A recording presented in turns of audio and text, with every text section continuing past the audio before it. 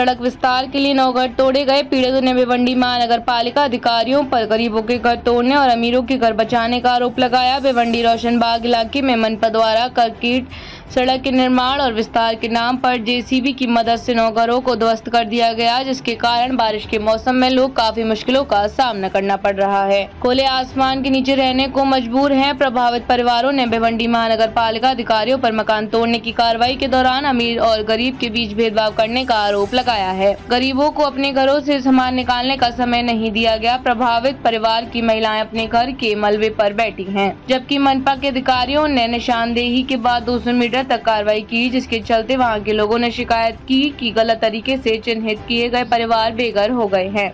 आज मनसे प्रमुख मनोज गुल भी परिवारों से मिले और कहा, इस संघर्ष में मनसे आप सभी परिवारों के साथ है। भिवंडी मनसे अपने तरीके से अब पत्र देकर साथ देगी। किसी का सपोर्ट नहीं है, ये हमारे पीछे काउंसलर है हमारे वार्ड के, हमको देखने तक नहीं है। सामने सब बैठे हैं, 4 है कैंडिडेट, एक भी नहीं आए। कितना बम्बई से लोग आ गए, बम्बई से आ गए देखने, वो खेड़े गांव से आ गए देखने।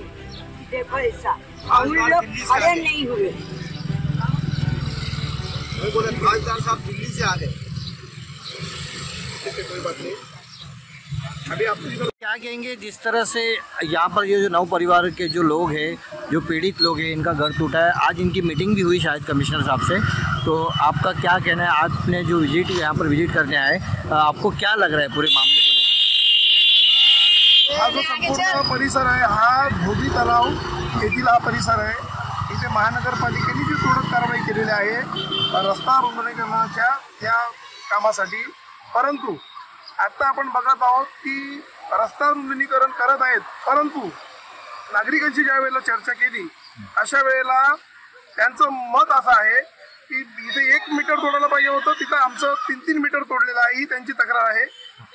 आणि ज्या वेळेला असा नागरिकांवर अन्याय होईल त्यावेळेला महाराष्ट्र नवनिर्माण सेना कोणत्याही प्रकारे गप्प बसणार नाही।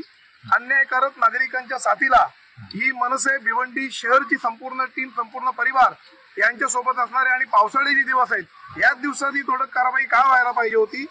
मुळात आम्ही भिवंडी शहराच्या प्रगतीच्या आम्ही विरोधात कधी नसतो, नाहीच आहे, परंतु तोडक कारवाई करताना ज्या पद्धतीने ही कारवाई केलेली आहे, तुमचे कॉन्क्रीटचे रस्ते हे आपण ज्या वेळेला प्रथमदर्शनी पाहत असतो त्यावेळेला ते सरळ पाहिजे, परंतु हे सापासारखे नागमोडी वळण घेऊन इकडे दिसत आहेत। आणि जे रस्ता ऑलरेडी कॉन्क्रीट बनवला आहे तोही तिथं त्याला तडा गेलेली आहे। समोर आपण पाहतात हा ट्रान्सफॉर्मर आहे, ज्या वेळेला हा ट्रान्सफॉर्मर समोर दिसतो, मग या टोरंटवाल्यांचे आशीर्वाद आहेत का? हा ट्रान्सफॉर्मर पहिले हटवायला पाहिजे, ना की पहिले नागरिकांची घरं तोडायला पाहिजे। यांना आज बघतोय आपण संपूर्ण महिला या रस्त्यावरती आलेले आहेत। पावसाचे दिवस असताना या बायांना इथे रस्त्यावरती बघायला लागतंय।